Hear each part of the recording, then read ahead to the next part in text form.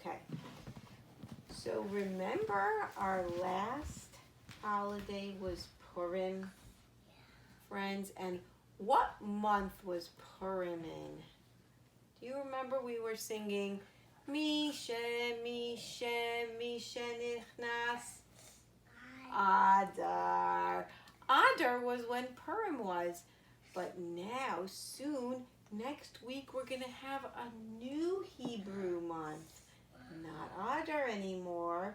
It's going to be Nisan.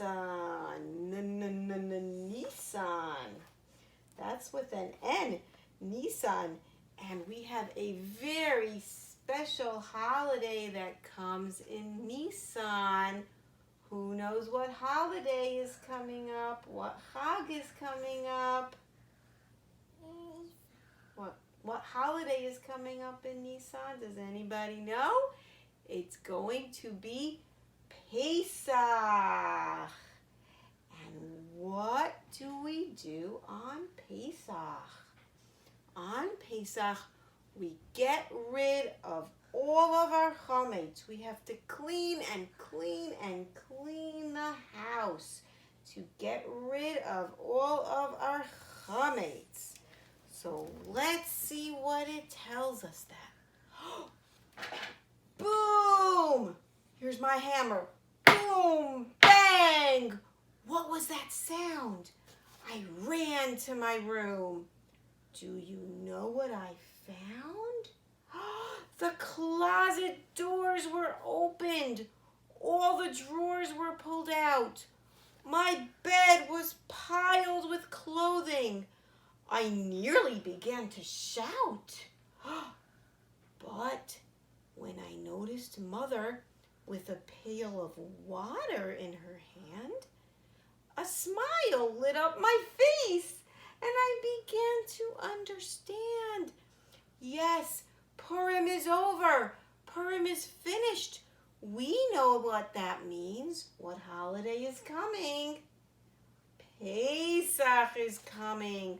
The house must be clean. The shelves and the drawers and every toy and every book, even in pockets of your clothing. Make sure to have a look. Check your clothing and see if there's any chametz in your clothing pockets. Each tiny crumb of chametz must be cleaned and taken out. Yes, that's what the Yom Tov of Pesach is all about. Let's think about chametz. What is chametz? Well, did you ever watch your mommy baking challah? Did you notice when your mommy put the dough in a bowl? And what happens to the dough after a while? It starts to rise up and up and up. It gets taller and taller when you're baking it. And that's when the dough becomes chametz. Do we eat chametz on Pesach? No, we do not eat chametz on Pesach. Let's look at some of the things that are chametz. What's this? Cake. Birthday cake is chametz. What else is chametz? Challah. Challah is chametz. Another challah. And let me show your friends too. Another challah is chametz. What's that? Pretzels are chametz. What's this that's chametz? Pizza is chametz. And muffins are chametz. So much chametz. We have to get rid of all of the chametz before Pesach. What's not chametz? Are apples chametz? Do apples have dough that went taller and taller in it? No. Are pears chametz? No. Are blueberries chametz? No. What about vegetables? Are cucumbers chametz? No. these water chametz? No, just these foods are chametz. This is a story about little helpers. Who here likes to help their mommy? Who likes to help their mommy? Yes, you do. And Esther does, and Yari does, and Chevy does, and Riva does, and Avi does, and Yakir does, and Akiva F1 likes to help his mommy, and Yael J, and Yaya. All my friends, I'm so proud of them. They love to help their mommies. Let's read about it. Look what everybody's cleaning for. What holiday do you think they're cleaning for? Pesach. They're cleaning for Pesach. Mother stood on a ladder. Look at this ladder she's standing on. And cleaned the top shelf. Father was in the dining room, shaking out each sefer. Perhaps some crumbs had found their way in while he had learned at the table. Chani's job, let's find Chani, she's over there. Her job was to vacuum the mattresses and then to air them out.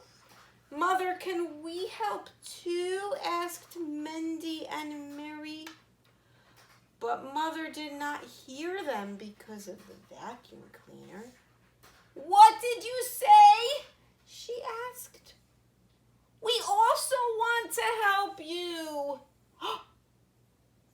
That's wonderful, said Mother. She was so happy. It's a very big mitzvah to clean for Pesach. Here, take these wet rags and start cleaning your toys. Mendy and Mary took the rags happily and started cleaning all of their toys. Who else is going to clean their toys and help their mommy for Pesach? Are you going to? Are you guys going to? We're so proud.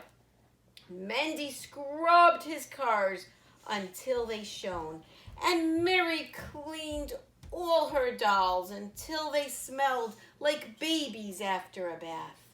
Then they took out all the Legos and cleaned each piece well. When they were ready to put the Lego back in its drawer, they opened a piece of chocolate-covered wafer. Oh no! They cried. There's chametz in the Lego drawer. It's a good thing we found it. Oh, they spotted.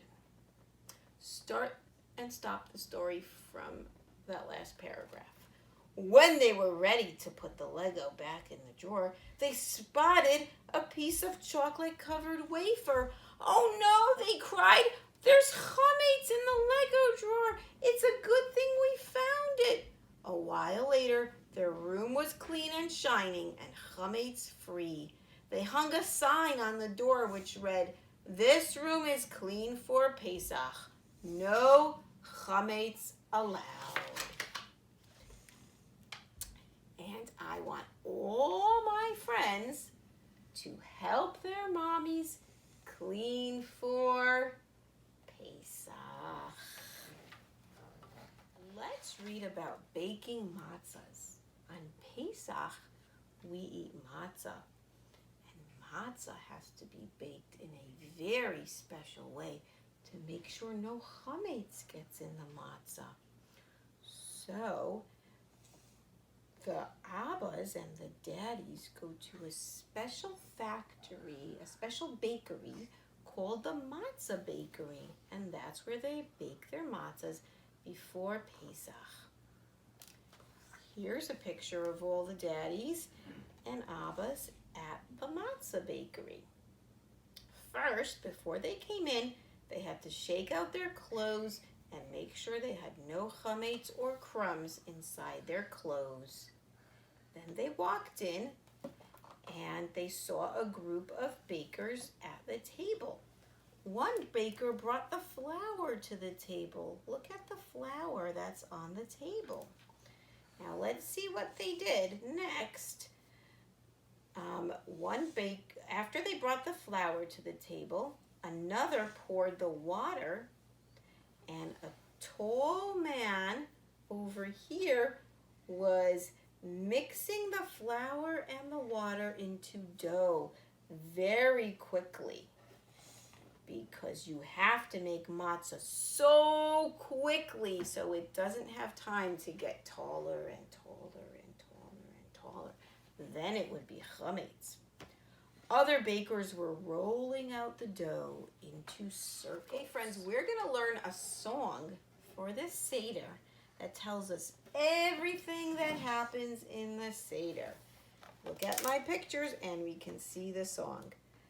Kadesh, that means we make Kiddush. Orchatz, karpas yachatz, magid, rachza, motzi matzah, maror korech, shulchan orech, safun barech, halel nirtzah. Let's do it again. I'm going to show you each page, each thing that happens for the Seder. First, Kadesh. Abba makes Kiddush. Orchatz. Wash our hands, but don't make a bracha yet. Karpas. Dip your celery into salt water. Yachatz. Cut the middle matzah. Magid. Read the Haggadah. Rachza. Wash your hands with a bracha. Motzi matzah. Make hamotzi. Maror. Eat the bitter maror. Korech. Make a sandwich of matzah, maror, and charoses. Shulchan orech. Have the Pesach meal. Safun. Eat the afikoman. Baruch. That means it's Baruch. It's time to bench. Hallel. Sing a song to Hashem. Nirtzah. That's the end of the Seder. So let's sing it. Ready? Kadesh. Urchatz. Karpas. Yachatz. Magid. Rachza. And motzi matzah. Maror. Korech. Shulchan orech. Safun barech. Halel nirtzah. A long time ago, the Jewish people lived in Mitzrayim. One day, Paro decided that the Jewish people were getting too strong and there were too many of them. He thought that the Jewish people would fight him. So he decided that all the Jewish people had to work so hard every day, building and building and building so many things. And they had mean servants of Paro. If they didn't build and work so hard, the servants would hit them. They had to work and work so much. They were crying. Then Paro said something else that was so bad. He said, any Jewish baby boy who is born has to be thrown in the river. Oh, that made the mommies and the daddies so sad. They cried to Hashem, Hashem, please help us. Save us from this mean King Paro. Hashem heard the Jewish people davening because Hashem always hears us when we daven to him. And so he sent Moshe Rabbeinu and his brother Aaron to Paro. Here's Moshe over here. And they said to Paro, Hashem said that if you do not let the Jewish people out of Mitzrayim, he will give you makos. You know what makos are? Bad things that can happen to you. Paro said, I'm not going to listen to Hashem. I will not let the Jewish people out of Mitzrayim. So then what happened? All of the sudden, all of the water in Mitzrayim turned to blood. That was dam. Blood. Look at this red blood. When the Mitzrim noticed this, they got so scared. Look at the river! They said, it has turned to blood. And ooh, it smells like blood. Oh no. The fishermen began to cry. All the fish are dying. How will we have fish to sell? Even in the houses, the water in the pots and in the cups turned to blood. The children of the Mitzrim had no water to drink. Only the Jewish people still had water. So the Mitzrim had to buy water from the Jewish people. Then Paro said, I'm still not going to send the Jewish people out of Mitzrayim. So Hashem gave him another makkah. It was the makkah of Tzvardeya. What is Tzvardeya? Frogs. Tzvardeya is frogs. A big huge frog jumped out of the river. What a huge frog, the Mitzrim said. They ran after it and tried to kill it. They hit it with sticks. But the frog did not die. Instead, each time they hit the frog with a stick, you know what happened? A small frog, more small frogs came jumping out. Soon there were so many frogs all over the whole land. Soon the land of Mitzrayim was filled with jumping frogs. The frogs jumped onto the Mitzrim and bit them. Ouch! They made loud croaking sounds. And the Mitzrim could not hear each other speak because there were so many rabbits. The frogs were all over the place. They jumped into their plates and their pots and even their ovens. At night they could not sleep because the frogs were all over their beds. But the Jewish people, did they have any frogs in their houses? No, only the Mitzrim. But did Paro change his mind and let the Jewish people go? No. Let's sing the frog song. First, we're going to pretend to go to sleep. One morning when Paro awoke in his bed, there were frogs in his bed and frogs on his head, frogs on his nose and frogs on his toes. Frogs here, frogs there, and now let's jump. Frogs were jumping everywhere. What was the next makkah? Oh no! Next, Hashem sent the third makkah, the makkah of Kimim. Can you see all these little bugs and this little lice? No. Over here, all the little lice.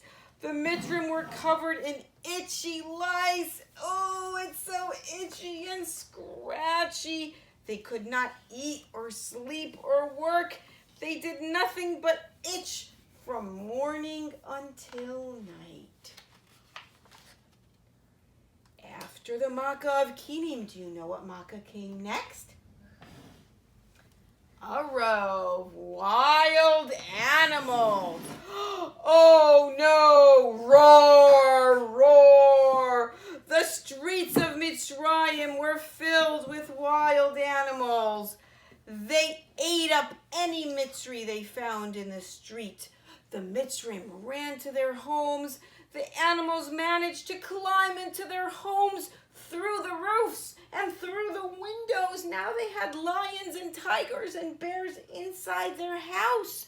The Mitzrim were hiding in their beds and in their closets, and they waited for the makkah to end. When the makkah of Arov stopped, Hashem sent the makkah of Dever. What happened in Dever? All of the nice animals died. The cows and the sheep and the horses and the camels and the donkeys and the dogs. All of these nice animals were dying. It was so sad. But did the Jewish people's animals die? No, only the Mitzri animals died. The next Makkah was a terrible Makkah. It was Shchin, boils. Sit down and I'll continue. The Mitzrim had boils all over their bodies. Big, red, painful boils. It was so painful for the Mitzrim. But did Paro let the Jewish people go? No. Next was Barad. Barad is hail. That was large, heavy stones of hail were falling from the sky. Bonk onto people's heads. Bonk. And inside each hail there was burning fire. The ice did not put out the fire, and the fire did not melt the ice. Every Mitzri that was in the streets was killed by the hail, by the fiery hail. But the Jewish people, did the hail fall on their heads? No, hail would just drop down next to them, but not on them. They did not get killed by the hail. What was the next Makkah? It was Arbe, grasshoppers. Look how many! Millions and millions and millions of grasshoppers were all over the land. There were so many grasshoppers that it was dark. They could not even see any sunlight with all those grasshoppers. The grasshoppers ate up everything in the fields. They ate up the fruits and the vegetables and the flowers and the leaves and the trees. Oh no, said the Mitzrim. What will we do now? We won't have any fruits or vegetables to eat. The next Makkah was Choshech. Look how dark Choshech is. The whole land became so dark, you could even feel how dark it was with your hands. That's how dark it was. The Mitzrim could not move because it was so dark. Whoever was standing up had to stay standing up. Whoever was sitting down had to stay sitting down. If somebody had raised their hand had to stay up. You couldn't move because it was so dark. But what about in the Jewish people's houses? Was it dark there? No, there was light for the Jewish people. Paro still said, no, I will not let the Jewish people go. Let's learn that song. No, I will not let them go. No, I will not let them go. Then Hashem sent the 10th Makkah. That was the worst Makkah of all. In the middle of the night, each Mitzri that was the oldest Mitzri in his family, that's called a Bechor, died. And every single house, the oldest boy or the oldest girl died. There was no home in which there was not at least one dead person. Everybody was screaming and crying. Paro heard them screaming and crying. He said, "What's all that screaming?" And the servants told them, "It's the parents crying because the oldest boys and girls have died." Paro got scared because he was a Bechor too. He jumped out of bed and he ran out of the palace to where the Jewish people lived. He was looking for Moshe. When he found Moshe, he said, "Moshe, get the Jewish people out of Mitzrayim right now before all of us die."